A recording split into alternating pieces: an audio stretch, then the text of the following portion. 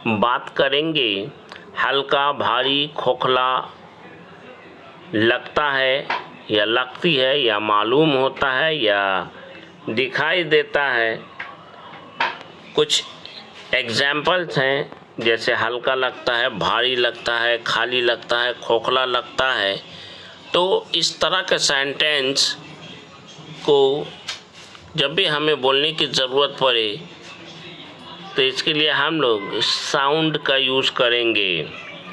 यानी कि जब हम किसी बात को सुनकर या किसी चीज़ के बारे में जानकारी प्राप्त करके अपना अनुमान या प्रतिक्रिया या राय व्यक्त करते हैं, तब हम लोग साउंड का यूज़ करते हैं। और साउंड से बनने वाला ये बहुत ही इम्पॉर्टेंट स्ट्रक्चर है जो आपको अक्सर न्यूज़पेपर में भी देखने को मिलता है। जब भी हमें कहना हो, प्रतीत होता है, दिखाई देता है, दिखाई पड़ता है, मालूम होता है, इसके लिए इट साउंड्स जो कि फिक्स है, उसके बाद ए एन का यूज़ करेंगे। उसके बाद कोई नाउन या एडजेक्टिव जो भी आता है उसका यूज़ करेंगे। और सेकेंड वाले किसी भी टेंस पर बनने के लिए बिल्कुल तैयार स्ट्रक्चर है। सबसे पहले सब्जेक्ट, उसके बाद साउंड्स, साउंडेड, ज़रूरत के अनुसार, उसके बाद नाउन या एडजेक्टिव का यूज़ करेंगे। उसके बाद ऑब्जेक्ट का यूज़ करते हुए अपने सेंटेंस को हम बोलना सीखेंगे। तो इसे और बेहतर तरीके से समझने के लिए बढ़ते हैं इसके एग्जाम्पल सेंटेंस की ओर। पहला सेंटेंस है हल्का लगता है, या फिर यूँ कहें या हल्का लगता है, हल्का मालूम होता है। इसके लिए कहेंगे इट साउंड्स लाइट। यह थोड़ा भारी लगता है, it sounds a little heavy. या खाली लगता है या खाली लग रहा है, इसके लिए कहेंगे इट साउंड्स एम्प्टी। या खोखला लगता है, इसके लिए कहेंगे इट साउंड्स हॉलो। मतलब खोखला मालूम पड़ता है, खोखला मालूम होता है। या भरा हुआ लग रहा है, इसके लिए कहेंगे इट साउंड्स फुल। यह अच्छा लगता है या अच्छा मालूम पड़ता है, इट साउंड्स गुड। तुम्हारी बातें मुझे अच्छी लगती हैं या अच्छी लग रही हैं या अच्छी मालूम पड़ती है, इसके लिए कहेंगे your words sound good to me. उसके भाषण मुझे खोखले लगते हैं, इसके लिए कहेंगे his speech sounds hollow to me. या कहेंगे his speech sounds me hollow. बढ़ते हैं आज के अगले सेंटेंस की ओर। तुम्हारी बातों में दम नहीं है, इसलिए तुम्हारी बातें लोगों को खोखली लगती हैं। इसके लिए कहेंगे there is no substance in your word, that's why your word sounds empty. Your words sound empty. या फिर कहेंगे your words have no substance, that's why your words sound empty. यह तो बहुत बढ़िया विचार लग रहा है या लगता है, it sounds a great idea. यह कोई मजाक जैसा लग रहा है, इसके लिए कहेंगे it sounds like a joke. यह किसी आपदा जैसा लग रहा है या लगता है, इसके लिए कहेंगे it sounds like a disaster. यह किसी जानवर की आवाज़ लगती है या जानवर की आवाज़ लग रही है, it sounds like the sound of an animal. जब भी कहना हो ज़रूरत पड़ने पर मैं कोई काम करूँगा या कर लूँगा या कर सकता हूँ, तो ज़रूरत पड़ने पर इसके लिए हम लोग इन केस ऑफ नीड का यूज़ करेंगे, जो कि सारे सेंटेंस के लिए ये कंपलसरी होगा जो हम अभी बोलने वाले हैं। उसके बाद का सेंटेंस आपका अपना होगा, यानी कि इन केस ऑफ नीड, उसके बाद आपका सेंटेंस अपना होगा। जिस टेंस का होगा उस टेंस में हम लोग बोलेंगे। इसे और बेहतर तरीके से समझने के लिए हम लोग इसके कुछ एग्जाम्पल्स की ओर बढ़ते हैं, ताकि इसे अच्छी तरह से समझा जा सके।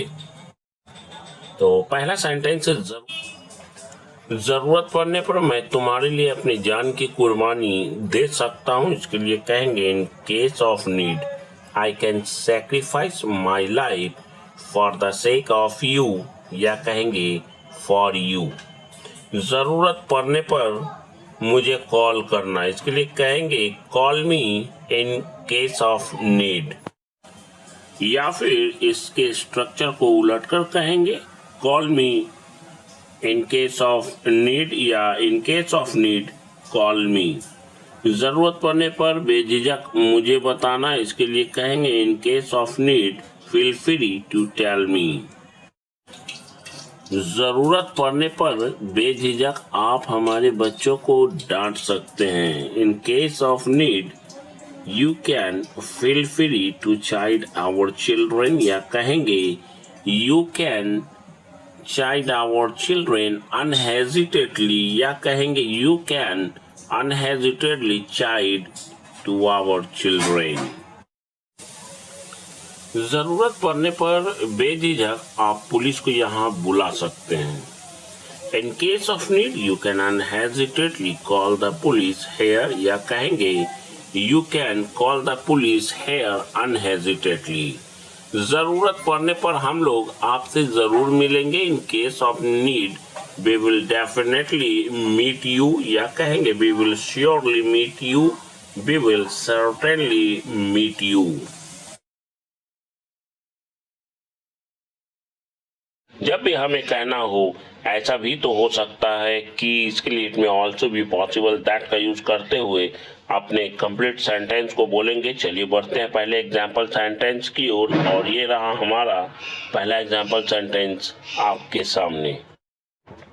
पहला हमारा सेंटेंस ऐसा भी तो हो सकता है वो जानबूझकर पागलपंती करने का नाटक कर रहा हो। सेंटेंस लंबा है, प्रैक्टिस कीजिएगा, सब समझ में आ जाएगा। It may also be possible that he is pretending to be doing crazy stuff deliberately. ऐसा भी तो हो सकता है कि दुकान आज बंद हो। It may also be possible that the shop is closed today. अगले सेंटेंस की ओर बढ़ते हुए ऐसा भी तो हो सकता है, या फिर यूँ कहें यह भी संभव हो सकता है कि हमें मीटिंग का समय दोबारा तय करना पड़े। It may also be possible that we need to reschedule the meeting.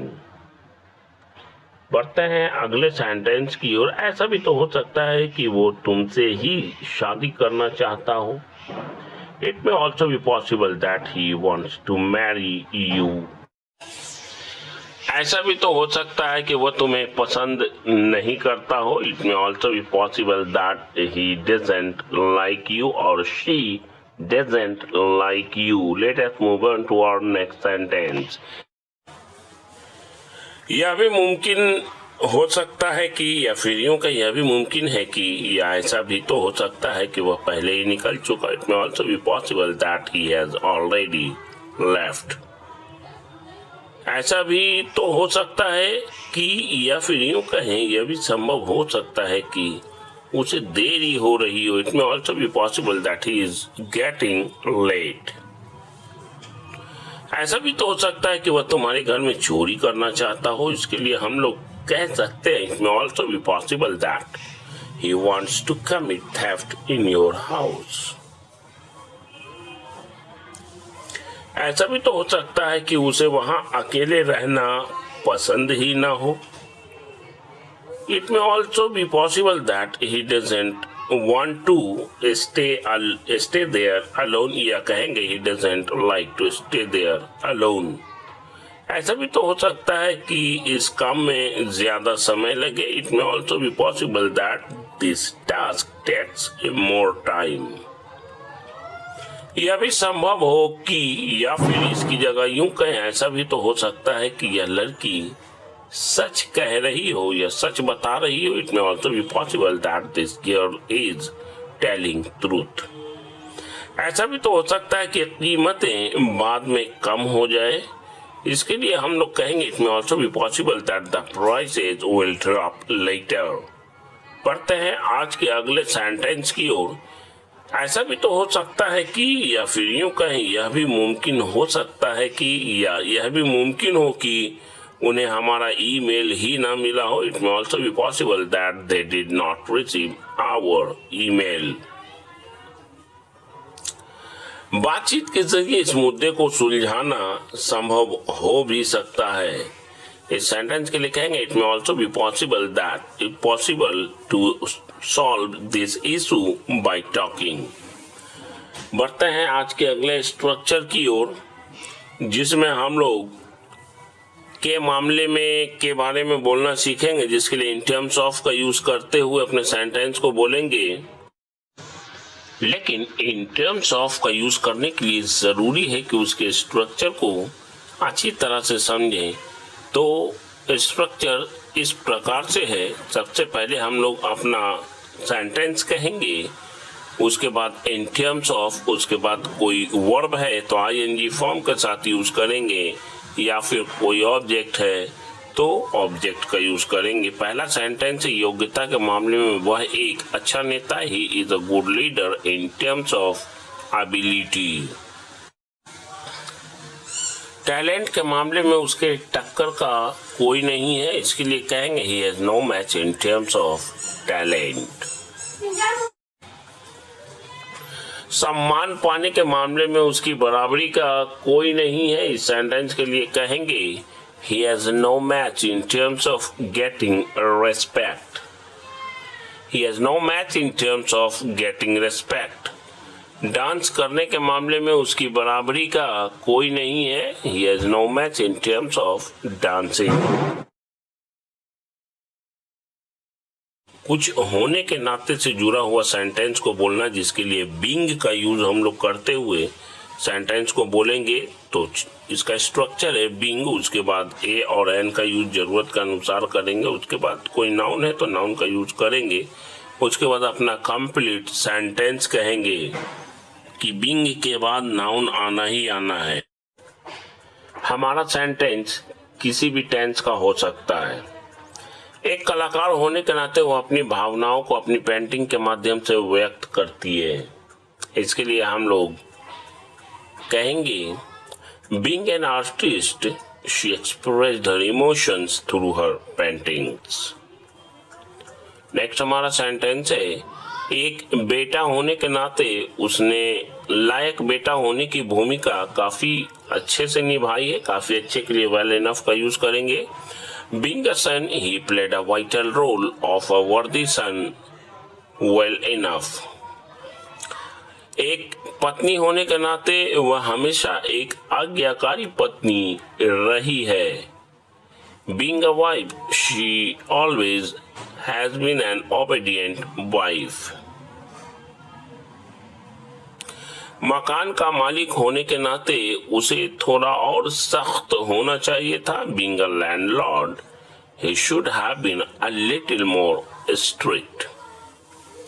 एक डॉक्टर होने के नाते वह अपने रोगियों की सेहत का ध्यान रखता है, इसके लिए कहेंगे Being a doctor, he takes care of his patients' health.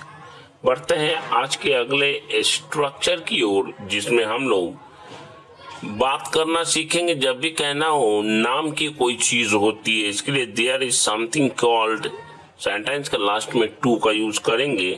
Complete rule की बात करें तो देयर इज समथिंग कॉल्ड, उसके बाद कोई नाउन है तो नाउन का यूज करेंगे, कोई एडजेक्टिव आता है तो उसका यूज करेंगे, उसके बाद सेंटेंस के लास्ट में टू का यूज करेंगे। तमीज नाम की भी कोई चीज होती है, इसके लिए कहेंगे there is something called manners too. इज्जत नाम की भी कोई चीज होती है, इसके लिए हम लोग कहेंगे there is something called prestige too. दिमाग या बुद्धि नाम की भी कोई चीज होती है, इसके लिए कहेंगे there is something called brain या wisdom too. Brain, wisdom, intelligence, intellect. समझदारी नाम की भी कोई चीज होती है, there is something called sensibility too. गरीबी नाम की भी कोई चीज होती है, there is something called poverty too. शर्म नाम की भी कोई चीज होती है, there is something called shame too. बढ़ते हैं आज के अगले सेंटेंस की ओर। ईमानदारी नाम की भी कोई चीज होती है, there is something called honesty too. बढ़ते हैं आज के अगले सेंटेंस की ओर। पैसा नाम की भी कोई चीज होती है, there is something called money too. अमीरी नाम की भी कोई चीज होती है, there is something called richness too. गरीबी नाम की भी कोई चीज होती है, there is something called poverty too. मजबूरी नाम की भी कोई चीज होती है, there is something called compulsion too. बुद्धि, ज्ञान, अक्ल या समझ नाम की भी कोई चीज होती है, there is something called intellect too. वफादारी नाम की भी कोई चीज होती है, there is something called loyalty to.